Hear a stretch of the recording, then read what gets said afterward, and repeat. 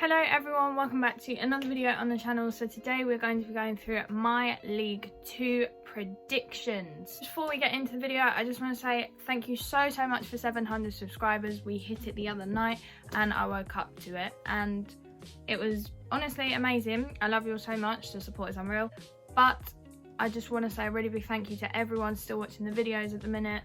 I know I haven't been uploading as regularly as I should have been, but hopefully I'm back now. I go back to school next week, but hopefully I'm back now. So yeah, let's get into the video, and without further ado, these are my predictions for the 20 to 21 League 2 season. So at rock bottom of the table, I've put Harrogate Town. Now obviously they came up this year, they won at Wembley against Notts County, but personally I don't really think they have a strong enough squad at the minute, and if they don't bring in some key signings then they are going to struggle a lot this year. 23rd I have put Morecambe. Now I've put Morecambe there as they stayed up last year, they're quite lucky. To be honest, they haven't really got a strong side anyway. They've made a few good signings, but I mean, apart from that, I think they're going to really struggle. So just above the relegation spots, I have put Barrow. Now, I have put Barrow as they also came up. They won last year. They won the National League last year. To be honest, they've lost the manager that got them promoted, which could knock them a little bit. I think Barrow are really going to struggle. They've brought in a few signings, but I mean, apart from that, I just think they're going to struggle this year. 21st, I've put Oldham Athletic. Now, I've put them in 21st as they're struggling really badly financially. I just think that with what's gone on, they've had to, when they were releasing players, they released a lot, and I mean a lot of players. Personally, I don't think they've got a strong enough side at the minute. 20th, I've put Crawley. Now, Crawley have brought in a few signings. They've also lost Bez Labala. He's gone to Blackpool. I mean, they've never really had like a strong squad. They had a really good cup run. Say no more about that. But yeah, I mean, personally for me, I just don't think they're going to be up high end of the table this season. 19th, I've put Scunthorpe. Now I've put Scunthorpe as, I mean, they've got a few standout players. They re-signed Jordan Clark. They've got Abo Issa. But I mean, apart from that, they never really threatened last year with playoffs and things like that. So I think they're going to finish around mid-table, bottom end. 18th, I've put the Scum. I've put Southend. I mean, they've signed Jordan Green on a short-term loan. But I mean, apart from that, they've not really made any signings. They brought a new manager in though. So, I mean, you know, they could have a really good season. But I doubt it with the squad they have at the minute. There's also a lot of interest in Stephen Humphreys. And I mean, to be honest, I just don't think they're going to do very well this year. 17th is Forest Green. They brought in Jamil Matt and a few other players. They lost Joe Mills, or Joseph Mills. But I mean, normally a few seasons ago, 18 to 19 season, they were in the playoffs. But since then, they've kind of lost a bit of confidence. Although they have got the squad to push for playoffs, I just don't think it's going to happen this year, and they'll finish mid-table. 16th, I've put Newport. Now, Newport hadn't actually signed someone till the other week. Yeah, personally for me, I think Newport don't really have a strong side at the minute. I think, well, most teams don't have strong sides because of what's happened. But I mean, for me personally, Newport are never really threatening, like, majorly. 15th, I have put Walsall. Now, I've put Walsall here as last year they didn't really affect the table much. They're around mid-table. I think they've got obviously standout players. I just don't think they're challenging.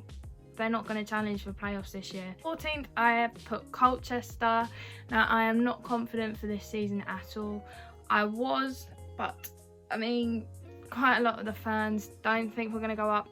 I've put them here just because we lost Frank Nouble, Prosser. We lost our defence, really. We lost two players out of our defence. We have one of the best defences in the league.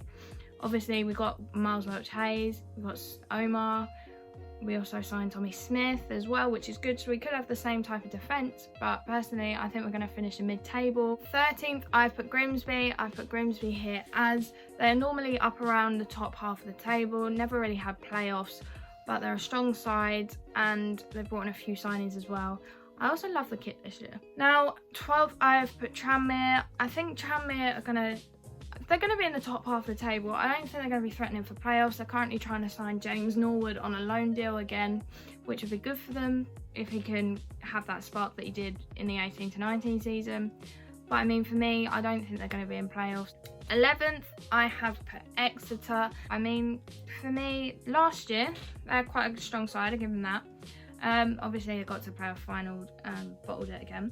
But, I mean, it's a strong side. I just don't think, because I think the playoffs are going to have knocked them a bit. Moving into the top 10, I've put Stevenage. Now, Stevenage have been very lucky in terms of the EFL keeping them in the league. They've made loads of signings as well. I think the team's really strong, and I also saw a highlights reel of the match the other day, and their goalie looks actually really good. So I mean, for me, I think they are going to be up there this season. 9th place, I've put Leyton Orient. Now, personally for me, I think they had a strong side anyway last season.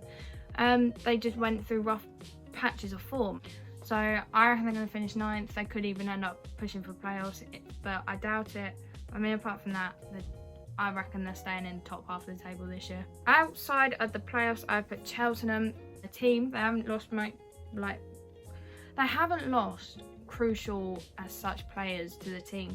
They've lost Ryan Broom. Now, he was crucial, and that could play an effect in them as a squad next year, or it may not. So, but for me, they're going to finish just outside the playoffs. Right, so we are moving into the playoffs now, and strangely enough, I've put Carlisle. I thought Carlisle personally would get the last playoff spot, as they've been really busy this transfer window. They've obviously signed Brennan Dickinson. Now, if they can get him going, they've got a really good player there. Their other signings are really good as well. I mean, they've done quite well in pre-season, and I think they're going to be really threatening this year.